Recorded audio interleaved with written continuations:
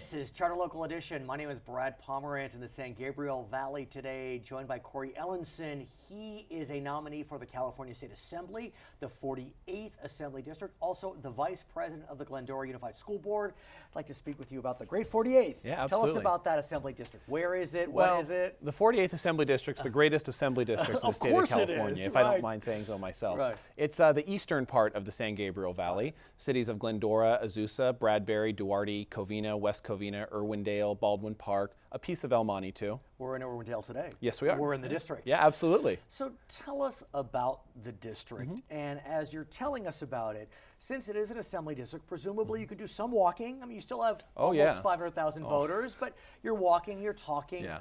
What are you hearing? Yeah, there's a lot of walking. When we started the campaign, I did it because I wanted to expand on my public service. I wanted to do more for the people that I represent. Not just serve the students of Glendora on education, but serve all the people of this area on all the issues that are important to them.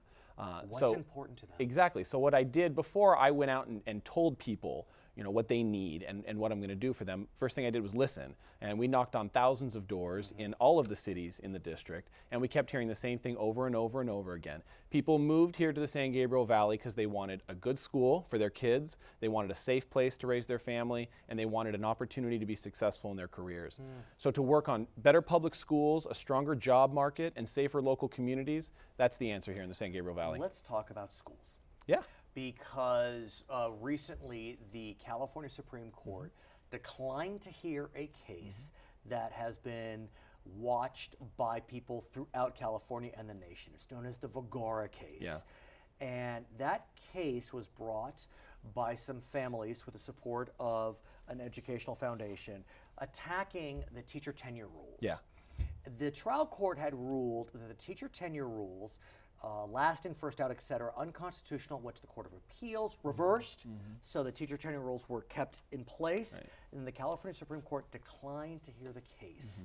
Are you hearing rumblings, or have you heard rumblings about this whole teacher tenure system, et cetera? I have been following this case closely. In addition to being a school board member, I myself am a licensed attorney here in California. Oh, so you know from what you speak when it comes to Supreme Court. I'm the lawyer on the school board here, so I try to bring that perspective to our board and keep them up to speed on those cases. But Vergara has been very interesting. It concerned me when you have a case like that moving through the court system, because then you run the risk of the courts redefining how we do teacher tenure here in California. And we don't want to do that. We want to do that ourselves. Administrators and teachers and parents coming together to change the way we do teacher tenure is what we need. And you bring up a valid point, because what the Supreme Court was essentially saying was, we don't want to do this. Legislature, it's your responsibility. But the legislature in which you seek to join arguably has not been engaging in its responsibility. There's a lot of frustration about teacher tenure. Not all good, not all bad, but just, we got to clear this up. If you get to Sacramento, what are you going to do? Well, I'm going to Sacramento primarily to work on issues of education. Being a school board member, that's what inspired me to run for this seat to begin with. I think the answer is simply being more collaborative. It's working with teachers. I've found tremendous success in my time on the Glendora School Board working with the president of the Glendora Teachers Union, who happened to be my second grade teacher. So we had a bit of a background there. But she honestly, must be proud. And I laugh about it, but really that foundation, that personal relationship, it really makes it possible for us to tackle some of the bigger issues and to trust each other and to get through it. I gotta ask though, I mean, look, it helps that you have a second grade teacher that's the president on the other side of the negotiating table. I think it's fair to say that the teachers union in the state, these aren't necessarily my words, but kind of recalcitrant on the question of teacher tenure. Teacher tenure after a year and a half, I don't know. I don't know if they're so willing to move on this question.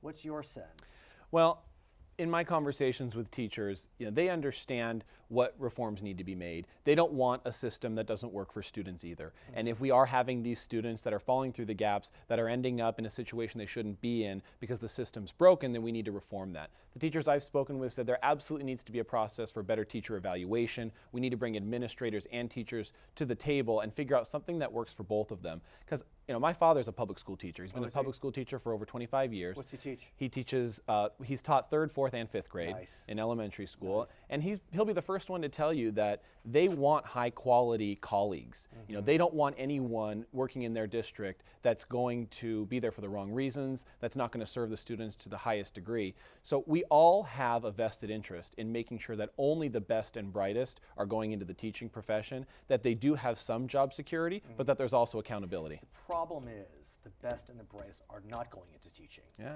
Why? A whole myriad of reasons, but in California, we are facing a teacher shortage crisis. We already have the highest student-teacher ratio in the nation. Last year, we had 43,000 teacher vacancies. We need teachers, and we're not getting enough of them. What can you do, either as a Glendora school board member or a member of the California State Assembly? What are you thinking? Well, honestly, a big part of it is the cost of living here in California, especially down here in LA County in Southern California.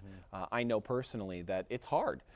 You have to have, if you want to raise a family, just a family of 4 in this area, you almost have to have 2 incomes. And the days where, like my father could raise a family with a public school teacher's salary, it really doesn't happen anymore.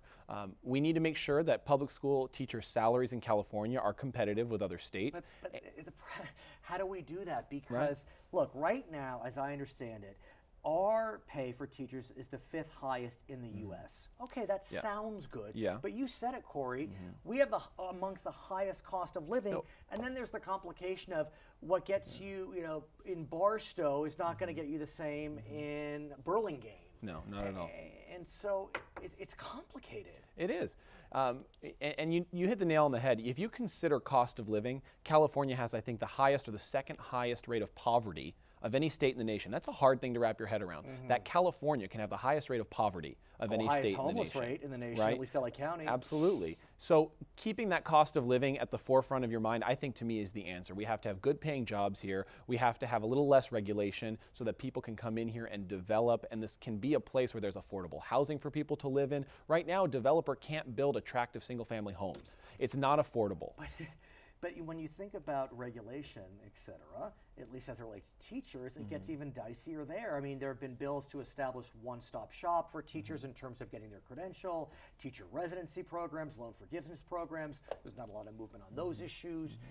It just seems like the more we move to make teaching more attractive, the more we fall behind.